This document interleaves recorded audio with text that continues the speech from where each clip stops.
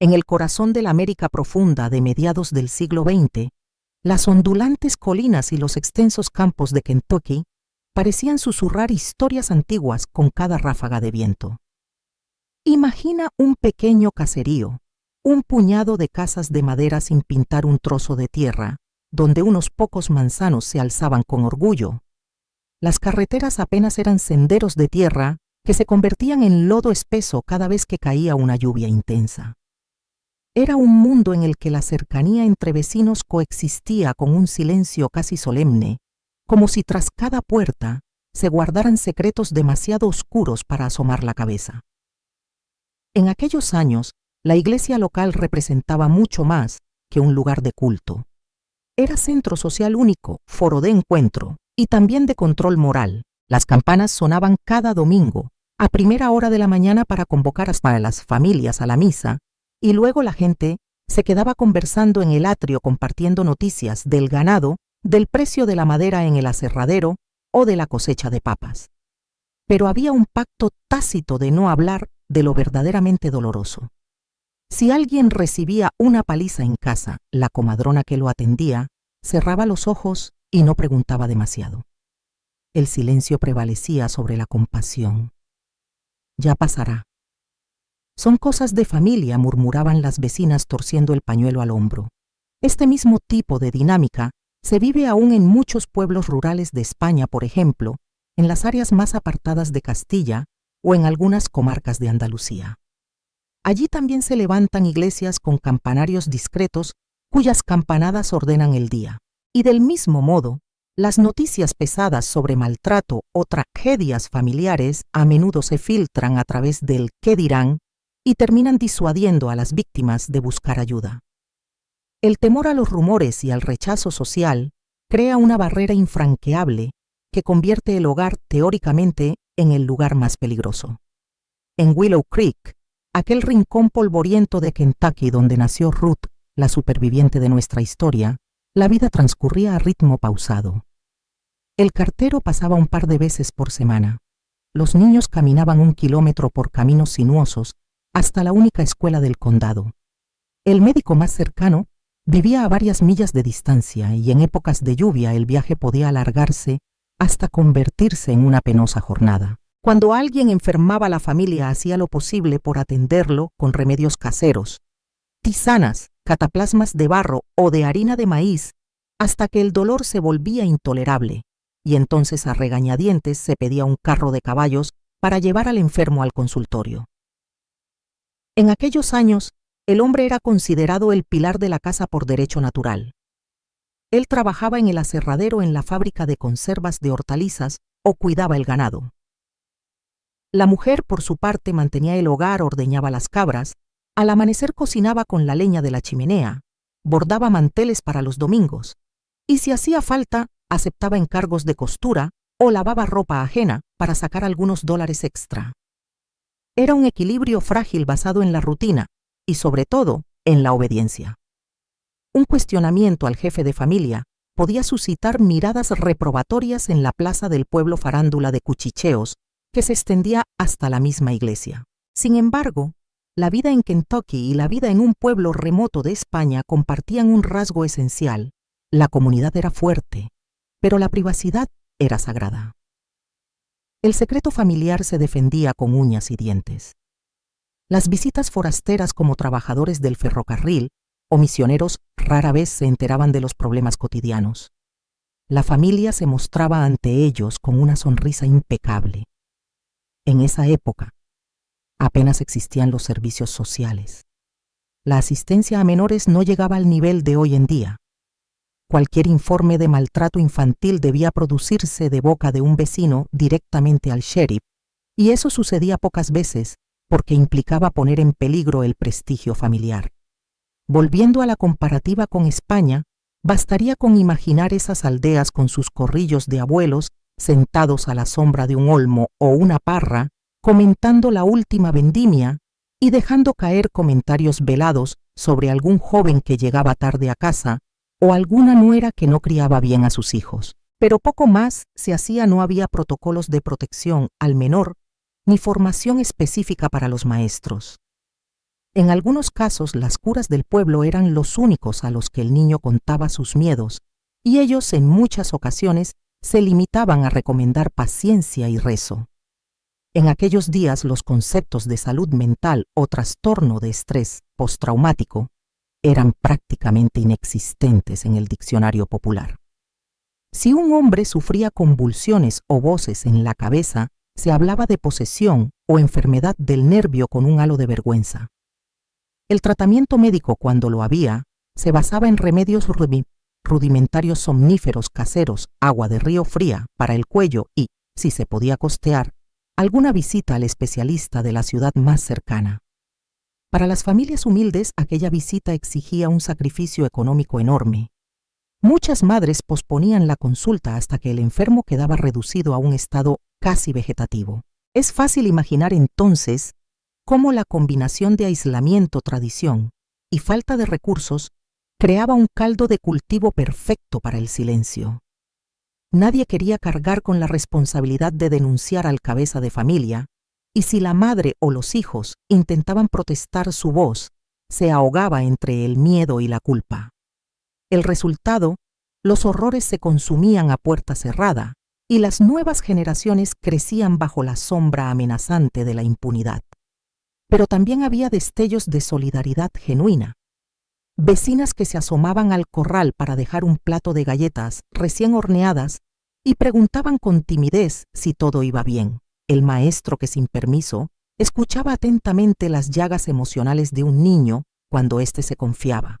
En España ocurre lo mismo de vez en cuando.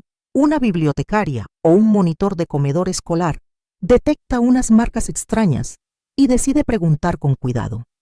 O la monja de un colegio religioso que pisa la línea entre su voto de silencio y el deber de proteger al más débil. Entender este contexto es clave para apreciar el extraordinario acto de valentía que supone romper el pacto de silencio. En Willow Creek, hace más de 70 años, hablar implicaba arriesgar la supervivencia económica, el apoyo de la comunidad y, a menudo, la propia seguridad. Pero callar significaba condenarse al miedo perpetuo, al trauma convertido en rutina. Desde la distancia, los jóvenes de ciudades como Madrid, Barcelona o Sevilla pueden no imaginar lo que supone esa cicatriz social.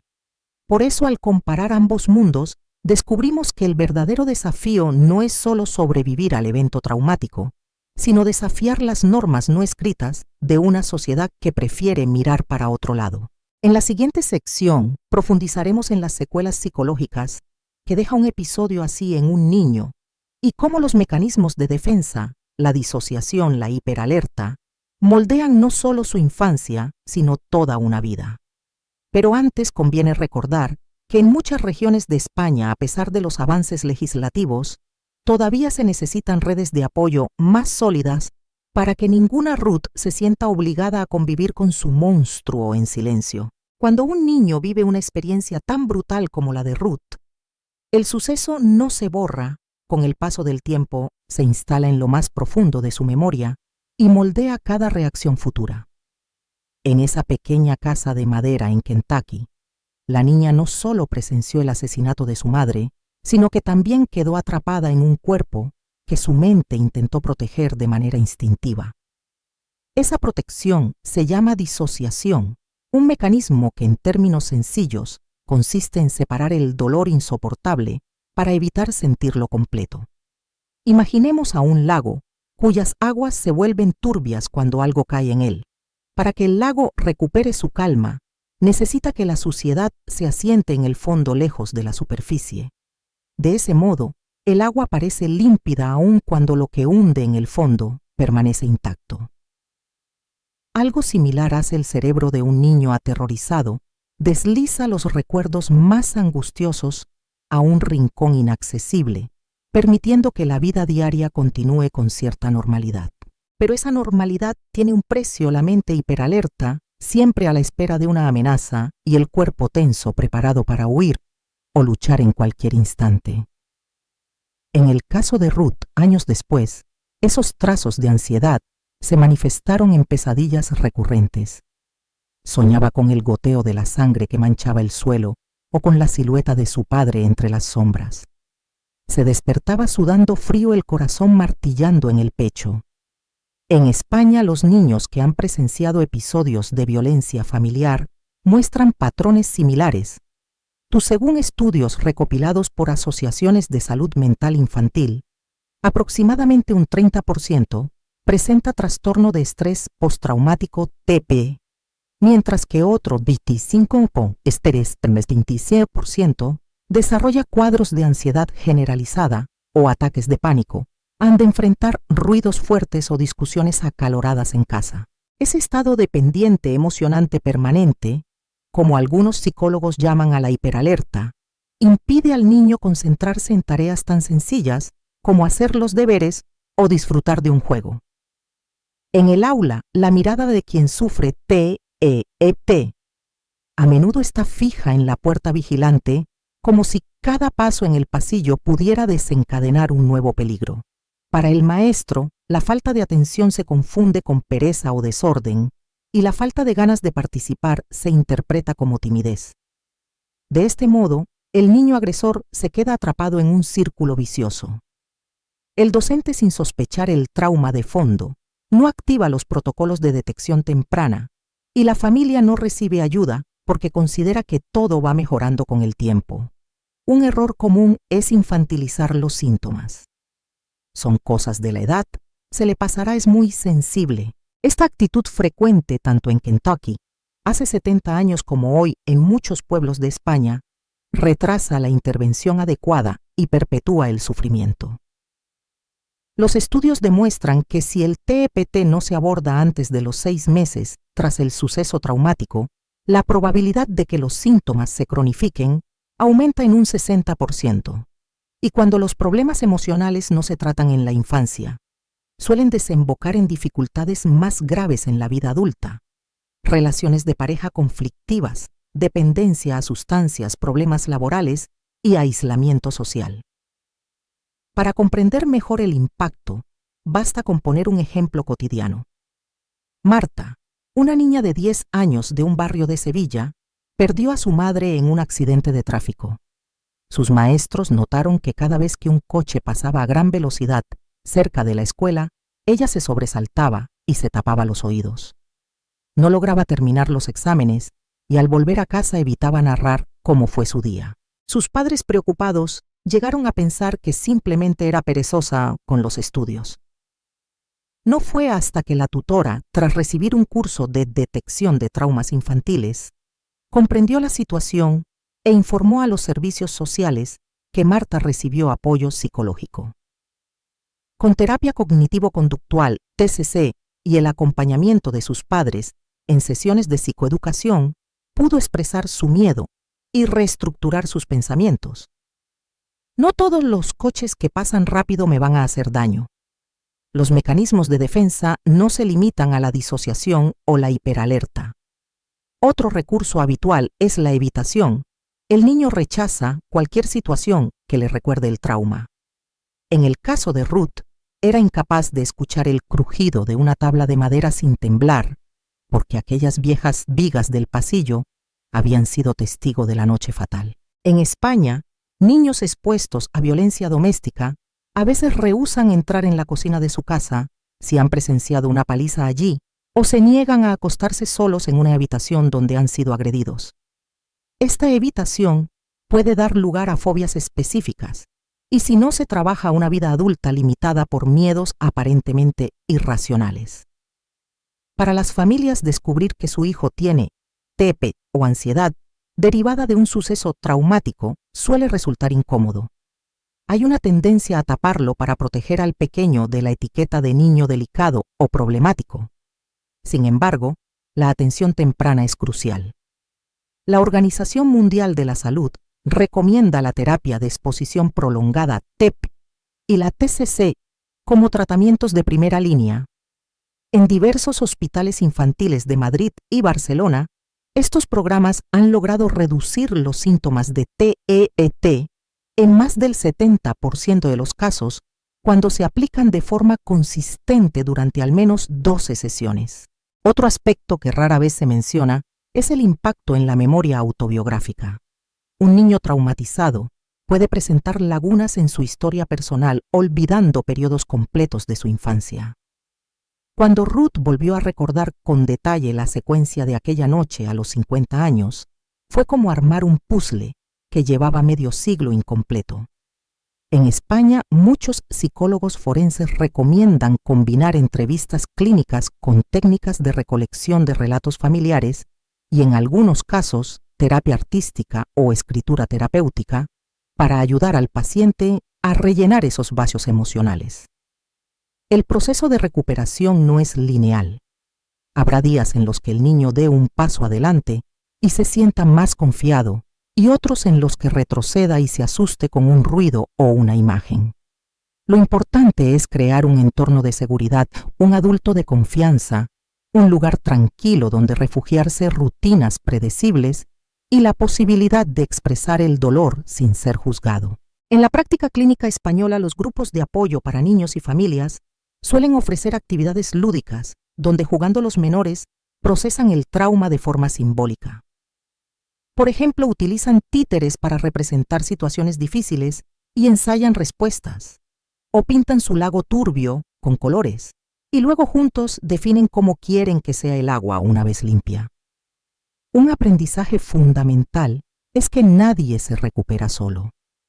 En Willow Creek, nadie le tendió la mano a la pequeña Ruth, su tía Marta sería su única salvación décadas después. En cambio, en muchas comunidades españolas, gracias a ONG, asociaciones de padres y redes de salud, hay recursos gratuitos o subvencionados para terapia familiar, talleres de resiliencia y programas escolares de detección de abuso. Aprovecharlos a tiempo puede marcar la diferencia entre un niño que cicatriza y otro que carga heridas para siempre. Por último, es importante hablar de la prevención. Formar a profesores, pediatras y fuerzas de seguridad en señales de alarma es vital. Además, sensibilizar a la sociedad para que no minimice las señales no es para tanto ni culpabilice a la víctima porque no se fue. En España, la campaña Rompe el Silencio, impulsada por el Ministerio de Igualdad y difundida en colegios, refuerza la idea de que cualquier niño que muestra cambios bruscos de humor, ansiedad o retraimiento merece atención inmediata. Entender el trauma infantil y sus secuelas es mirar más allá de la conducta problemática y reconocer que tras cada mirada huidiza o cada berrinche incontrolable puede haber un niño que está pidiendo ser rescatado de sus propios recuerdos. Como sociedad, nuestro deber es tender esa mano antes de que el lago se enturbie con consecuencias irreversibles. El ciclo de la violencia en una familia comienza de manera casi imperceptible. Una palabra hiriente aquí, un empujón allá, una mirada cargada de desprecio.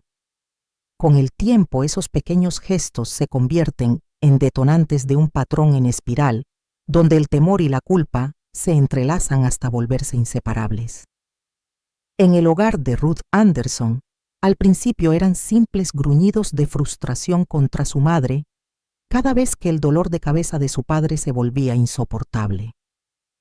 Luego, llegaron los platos rotos, las sillas astilladas y, por último, los puñetazos que le arrancaron a Eleanor Anderson, más que la dignidad le robaron la vida. En España, el 80% de las agresiones graves dentro del núcleo familiar comienzan con episodios de control y dominación que el agresor justifica como problemas de estrés o enfados pasajeros. INE 2023. Es decir, muy pocos de esos primeros insultos o de esas primeras amenazas se perciben como el preludio de un crimen.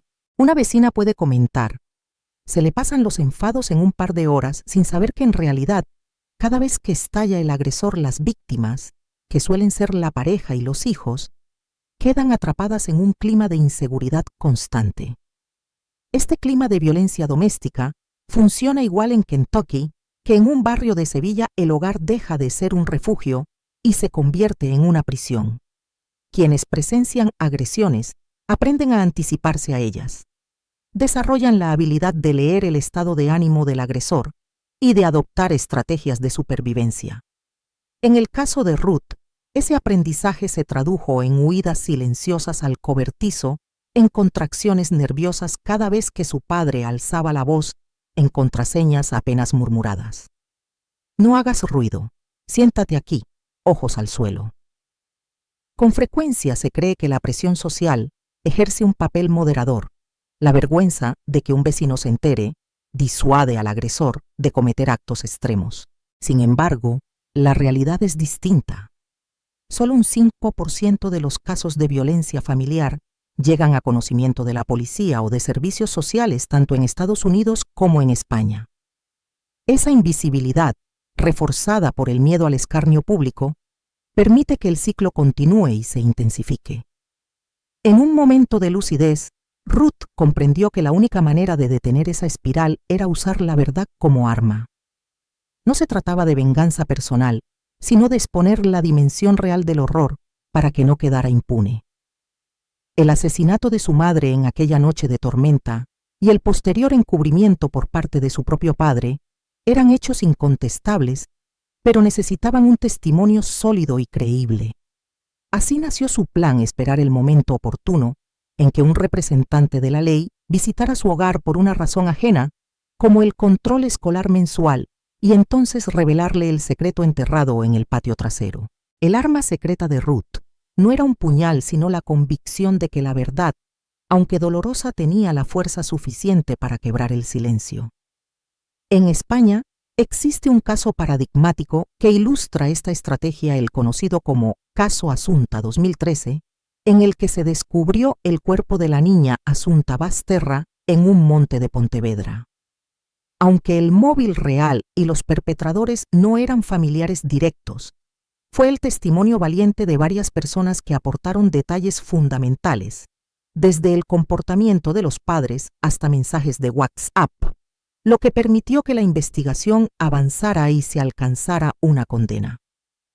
Allí, como en el relato de Ruth, la clave fue reunir pequeñas piezas de una verdad dolorosa y entregarlas a quienes tenían poder para actuar. Sin embargo, valerse de la verdad como arma conlleva riesgos. Ruth también consideró la vía del veneno, envenenar el café de su padre para liberarse de la amenaza. Sabía que legalmente ese acto se interpretaría como homicidio y le costaría su propia libertad. Moralmente implicaba convertirse en el monstruo que tanto temía. En España, casos en los que una víctima de malos tratos recurre a la violencia letal suelen acabar con penas mucho más duras que las de los agresores, pues el sistema judicial valora en exceso el principio de defensa propia cuando se cruza la línea de la vida. Otro riesgo es la estigmatización social.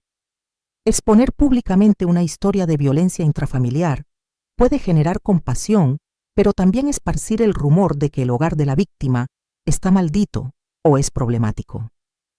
En algunos pueblos de Galicia se conoce a la familia maldita y, aunque recibe ayuda puntual, también es objeto de murmullo constante. Para evitar este efecto, Ruth preparó su testimonio con cautela, eligiendo las palabras que no permitieran grietas para la duda y mediando su relato con la ayuda de una vecina de confianza que actuó de puente con el sheriff.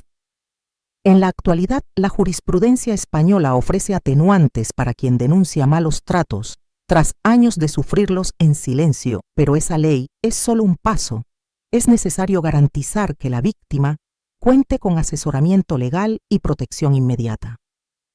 En Kentucky, de hace 70 años, esa red de seguridad simplemente no existía.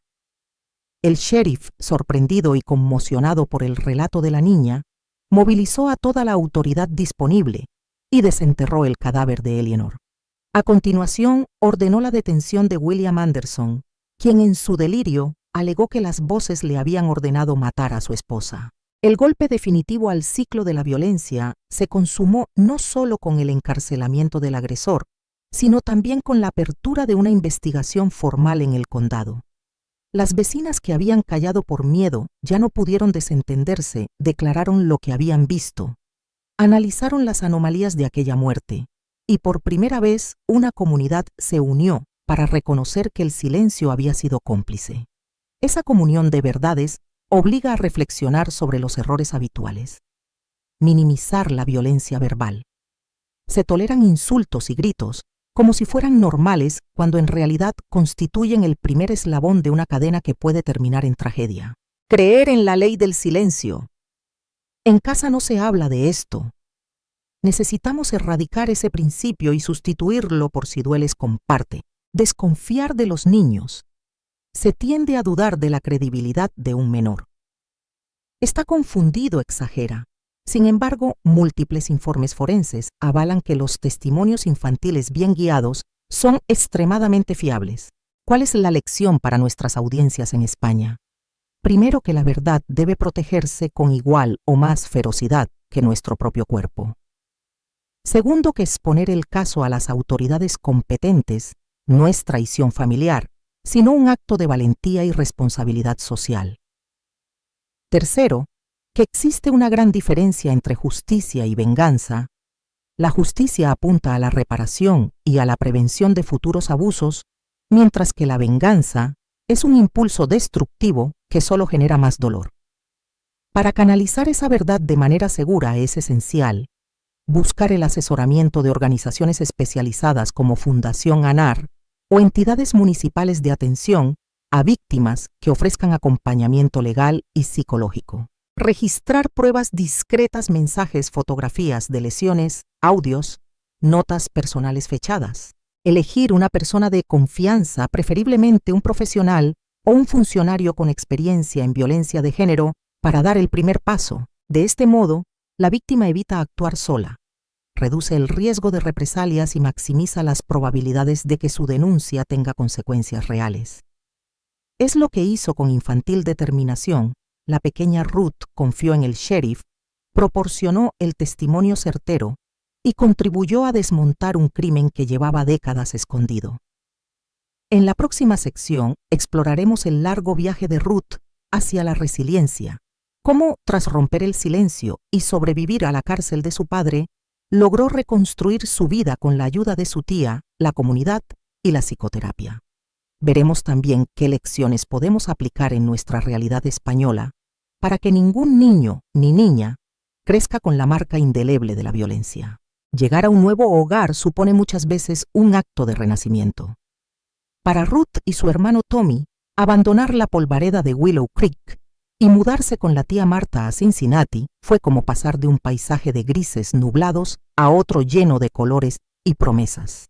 Marta, la hermana soltera de su padre, vivía en un barrio obrero donde las calles estaban pavimentadas y las casas tenían jardín delantero. No había olor a estiércol ni crujidos de tablas viejas. Las fachadas eran de ladrillo. Las ventanas de guillotina se abrían sin rechistar, y al entrar el aire olía a jabón de Marsella y a pan recién horneado. El primer desafío fue adaptarse al ritmo urbano. En lugar de caminar kilómetros para llegar a la escuela, Ruth tomaba un tranvía. En el lugar de un refrigerador de hielo, había una nevera eléctrica que mantenía la leche fría todo el día.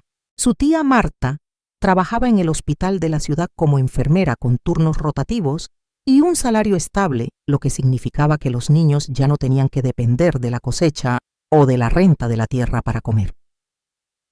Pero con la comodidad llegaron nuevos miedos, los ruidos del tráfico, las luces de neón y el bullicio de la gente podían recordarle esa noche en que sus sentidos estaban alerta al más mínimo crujido.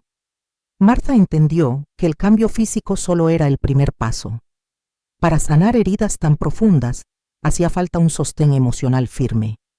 Inscribió a Ruth en la escuela pública más cercana y cada tarde la llevaba a sesiones con una psicóloga especializada en infancia traumatizada. En España hoy contamos con entidades como Fundación ANAR o los servicios de psicología infantil de la Seguridad Social, que ofrecen tratamientos adaptados y gratuitos para niños en situaciones similares. Esos recursos habrían sido impensables en la Kentucky rural de los años 40, pero son una realidad que debemos aprovechar. La terapia cognitivo-conductual TCC que siguió Ruth se centró en 3 pilares: identificación de pensamientos automáticos negativos, exposición gradual a recuerdos dolorosos y entrenamiento de habilidades de afrontamiento. Por ejemplo, en una de las primeras sesiones, Ruth dibujó en ceras el bosque oscuro donde había huido para esconderse de su padre. Luego, bajo la orientación de la psicóloga, reescribió la escena agregando elementos de protección, un rayo de sol, la figura de su tía acercándose para consolarla, un puente que la llevaba a un lugar seguro. Esa reescritura didáctica le permitió tomar distancia emocional de la experiencia traumática, reconvirtiendo un episodio de terror en una narración que ella al fin controlaba. Paralelamente se aplicó terapia de desensibilización y reprocesamiento por movimientos oculares EMDR. Cada vez que Ruth recordaba la cara ensangrentada de su madre, la terapeuta movía un puntero de un lado a otro para guiar sus ojos, y con ello facilitar la integración de la emoción en la memoria, sin revivir el dolor con la misma intensidad. Estudios en hospitales de Madrid y Barcelona demuestran que con un mínimo de 8 sesiones de EMDR, la mayoría de los pacientes reducen sus respuestas de hiperalerta en un 50-70%. Para Ruth, aquello fue como vaciar un pozo de agua envenenada hasta poder asomar la mano sin quemarse. Otra pieza clave en su reconstrucción fue la educación. Marta alentó a Ruth a aprender un oficio que le brindara independencia. Le presentó a una amiga que tenía una academia de formación de maestras de escuela primaria. Allí descubrió su vocación de enseñar. Empezó con cursos de pedagogía y terminología escolar, pero pronto se adentró en psicopedagogía aprendiendo a identificar señales de maltrato y abandono en alumnos. Esa combinación de vivencia personal y formación profesional la convirtió en una defensora nata de la infancia vulnerable. En España, los programas de formación del profesorado en protección de la infancia ofrecen talleres acreditados para docentes monitores y educadores sociales. Gracias a ellos, hoy los maestros saben reconocer conductas de evitación o signos físicos de abuso y están preparados para activar protocolos de acogida y derivación. Aquel conocimiento, tan escaso en el condado de Kentucky del pasado, le permitió a Ruth, ya convertida en maestra, crear un aula inclusiva donde ningún niño se sintiera invisible. Todas estas intervenciones, sin embargo, no existirían sin una red de apoyo. Marta organizó encuentros semanales con otras tías, primos y amigas de la familia para hacer rondas de escucha. Cada viernes por la tarde se reunían en casa con té y pasteles, y quien pasara por una dificultad emocional encontraba un oído atento. Esa dinámica comunitaria es espejo de los círculos de apoyo que promueven hoy muchas ONG españolas, grupos de padres, talleres de resiliencia y cafés terapia donde compartir historias y estrategias de afrontamiento. Un error que vemos con frecuencia es pensar que la rutina y la autosuficiencia bastan para cerrar una herida. Ya verás cómo el tiempo lo cura todo, dicen, y dejan al niño solo con su mochila de problemas. En el caso de Ruth, habría sido un desastre el silencio y la aparente normalidad solo habrían reforzado su creencia de que nadie quiere escucharme. Por eso ocurre que muchos menores y adultos en España, presionados por la cultura de la autosuficiencia, postergan la terapia o la abandonan prematuramente creyendo que es un signo de debilidad. Para contrarrestar ese mito, es vital asociar la búsqueda de ayuda con la fortaleza y el autocuidado. En la experiencia de Ruth, cada sesión de terapia fue un peldaño hacia la libertad. Descubrió que llorar no era rendirse, sino liberar. Aprendió técnicas de respiración para calmar su sistema nervioso, el llamado coherencia cardíaca, y a usar el diario emocional, plasmar cada día sus logros, miedos y gratitudes en un cuaderno. Esa práctica, hoy muy utilizada en programas de mindfulness en colegios españoles, fomenta la autoconciencia y la autorregulación emocional. Otro pilar fundamental fue el voluntariado. Una vez afianzada su estabilidad, Ruth empezó a colaborar en un centro para niños en riesgo de Cincinnati, impartiendo talleres de arte y escritura. Ver a otros menores compartir sus relatos de superación le permitió cerrar el círculo.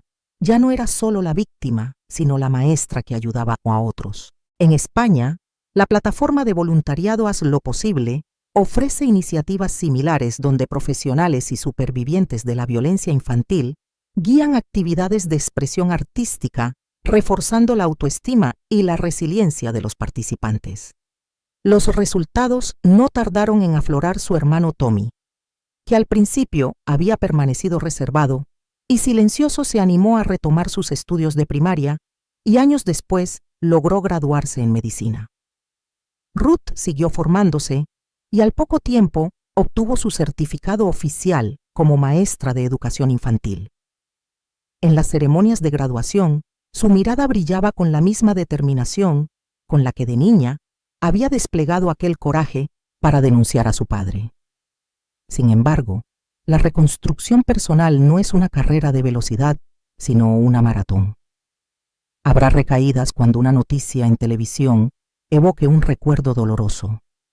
Habrá llantos inesperados al ver una tormenta en la ventana. Pero el secreto está en reconocer esas emociones como parte legítima del viaje, no como prueba de un retroceso. Por eso, en España se promueven los planes de autocuidado para profesionales y supervivientes que incluyen redes de coaching, supervisión psicológica y actividades recreativas en la naturaleza. Podríamos pensar que el verdadero regreso al equilibrio se produjo el día que Ruth, convertida ya en una mujer adulta plena, volvió a sentir el sonido de la tormenta sin experimentar el pánico de niña. Fue en una noche de otoño cuando la lluvia golpeaba los cristales de su ventana en Cincinnati. En lugar de encogerse de miedo, abrió un libro junto al ventanal y dejó que el murmullo del agua la arrullara. Había aprendido a transformar el estruendo en música como quien convierte un grito en un susurro cuidadoso. En esa imagen yace la gran lección: la resiliencia no borra el pasado, pero nos enseña a caminar con él sin que nos arrastre hacia atrás. Para la audiencia española el mensaje es claro, por difícil que parezca.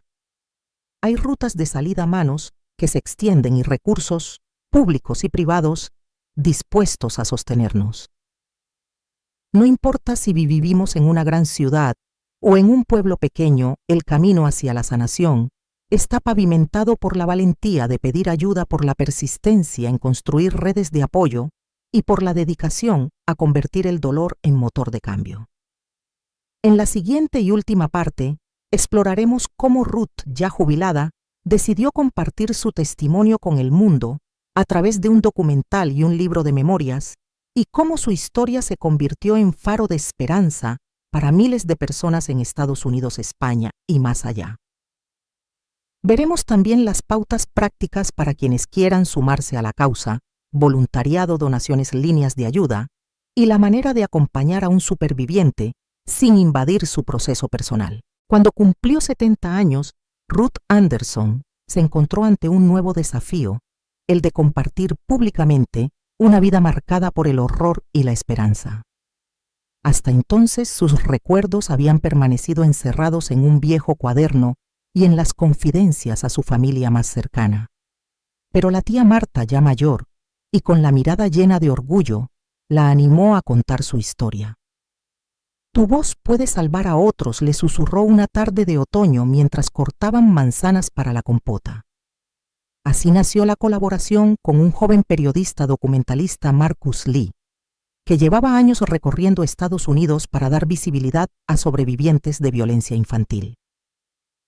Marcus llegó a Cincinnati convencido de encontrar un testimonio más, pero cuando Ruth abrió la puerta con su pelo blanco terso y sus ojos bañados en una luz curiosa, intuyó que estaba ante algo extraordinario. Durante semanas filmaron en la casa de ladrillo en el parque donde solía pasear con Jim y hasta en el antiguo jardín de Willow Creek, donde 7 décadas atrás había enterrado el horror. El resultado fue Voces entre sombras, un documental de 50 minutos que combinaba rigor periodístico y calidez humana. No había tumbas grandiosas ni música épica, solo una mujer sentada en una mecedora bajo un roble, hablando con sencillez de su infancia, de las pesadillas que aún la visitaban y de las sonrisas que había aprendido a cultivar. Al final, un rótulo reproducía líneas de ayuda para víctimas de abuso infantil en Estados Unidos y una invitación a romper el silencio donde quiera que vivas. El estreno en la pequeña cadena pública local fue un éxito inesperado. Decenas de cartas y correos llegaron a la redacción padres que habían descubierto señales de maltrato en sus hijos, mujeres de 50 o 60 años que revivían traumas dormidos, maestros que pedían las diapositivas para impartir un taller en su colegio. Un mes después, la plataforma de streaming la incluyó en su sección de documentales sociales, lo que multiplicó la audiencia en toda Norteamérica y despertó el interés de festivales internacionales. En paralelo, Ruth se animó a escribir sus memorias. Con la ayuda de una editora amiga puso orden en aquel manuscrito original, que había guardado bajo llave corrigiendo fechas, añadiendo anécdotas de Tommy, profundizando en las reflexiones sobre la fe y la resiliencia. El libro titulado Del silencio al alba salió en primavera de 2023 y en pocos meses alcanzó la lista de bestsellers en la categoría de memorias inspiradoras. Desde la Facultad de Psicología de la Universidad de Cincinnati hasta asociaciones de mujeres profesionales, su agenda se llenó de conferencias, seminarios y mesas redondas. En cada intervención empezaba con la misma petición: permítanme presentarme como una de ustedes, una abuela, una maestra, una ciudadana que descubrió en la verdad su fuerza. Luego compartía datos sobre violencia infantil, recursos legales y, sobre todo, ejemplos prácticos: cómo usar un cuaderno de emociones, cómo establecer un plan de seguridad para un niño en peligro, cómo acercarse con respeto a quien traumatiza su infancia. El impacto cruzó el Atlántico. En colaboración con la ONG española Fundación ANAR y el Instituto de la Mujer Ruth, viajó a Madrid para participar en un congreso sobre prevención del abuso. Allí habló ante centenares de profesionales y voluntarios. Cada vez que una víctima encuentra el valor de hablar, se abre una grieta en el muro que protege al agresor. Durante las pausas se acercaron psicólogos de la seguridad social, profesores de colegios públicos y técnicos de ayuntamientos para agradecerle y preguntarle cómo adaptar sus protocolos a la realidad española. Su presencia en España no se limitó a la conferencia. La Fundación ANAR organizó un taller en Valencia, Zaragoza y Sevilla, donde Ruth guió grupos de trabajo con el método de círculo de confianza, un ejercicio en el que los participantes de forma controlada relataban fragmentos de sus propias historias o de su cercanía con víctimas. El objetivo era sensibilizar a policías, jueces, médicos y trabajadores sociales, de modo que la mirada institucional reconociera con rapidez las señales de alarma y ofreciera una respuesta integral, asesoría legal, apoyo psicológico y, si era necesario, traslado temporal a un lugar seguro. Fruto de esas giras se estableció en varias comunidades autónomas el protocolo Ruth Anderson, un modelo piloto que incluye formación específica para docentes, identificación de hiperalerta y disociación, líneas telefónicas de asesoramiento, 24H y buzones confidenciales en centros educativos donde los alumnos pueden dejar notas o dibujos que reflejen su malestar. En Córdoba, ya han recibido más de 120 mensajes en el primer semestre de aplicación. En Galicia, el programa se ha incorporado a los servicios de emergencias sociales. Pero el legado más duradero de Ruth ha sido la comunidad de supervivientes que se articularon alrededor de su mensaje. En WhatsApp, un grupo llamado Alas de Luz reúne a mujeres y hombres que en distintos puntos de España comparten testimonios, recomiendan psicólogos, organizan encuentros virtuales de apoyo e incluso coordinan actividades presenciales como caminatas al amanecer o sesiones de arte terapia. Ruth participa en las reuniones periódicamente, mostrándoles cómo ha evolucionado su propio trabajo de duelo a través de una serie de 20 meditaciones grabadas que regaló al grupo y de una guía práctica titulada Semillas de Esperanza en formato PDF descargable desde la web de ANAR. Para quienes deseen sumarse a esta ola de solidaridad, ella propone varias vías: voluntariado directo, colaborar en centros locales de atención a la infancia, talleres artísticos o programas de acompañamiento escolar.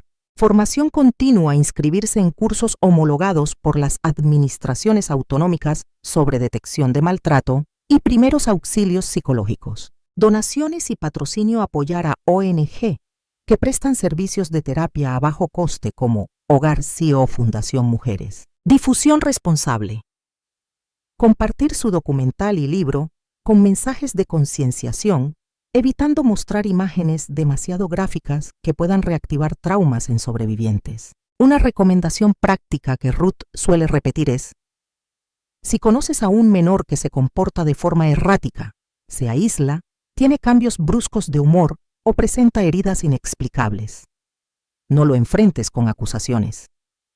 Pregúntale primero si está bien, ofrécele tu tiempo. A veces una taza de té y un trozo de tarta casera son el primer paso para que un niño se atreva a hablar. Esa sencillez, ese calor humano, es la clave para derribar el muro de la incomunicación. En sus últimos años, Ruth dedica parte de su día a escribir cartas personales a quienes le escriben pidiendo consejo. Confiesa que no responde todas, pero sí selecciona aquellas que revelan un nivel de urgencia. Si leo en tu correo algo que me dice que estás en peligro ahora mismo, no dudo en dirigirte a un servicio de emergencia o en pedir ayuda a las autoridades locales. Porque para ella la prevención no es un concepto abstracto, es el puente de palabras y gestos que une a quien sufre con quien puede socorrer. Y así a los 76 años, Ruth Anderson sigue construyendo un faro de esperanza.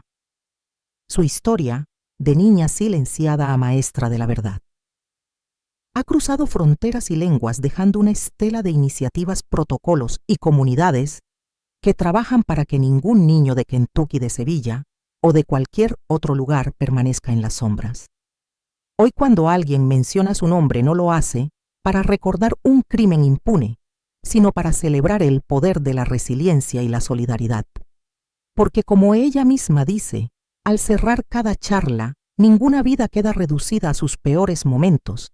Cada uno de nosotros puede elegir cómo iluminar su propia historia. Y con esa luz, el testimonio de Ruth continúa expandiéndose, sembrando semillas de coraje en corazones que hasta hace poco temblaban en silencio.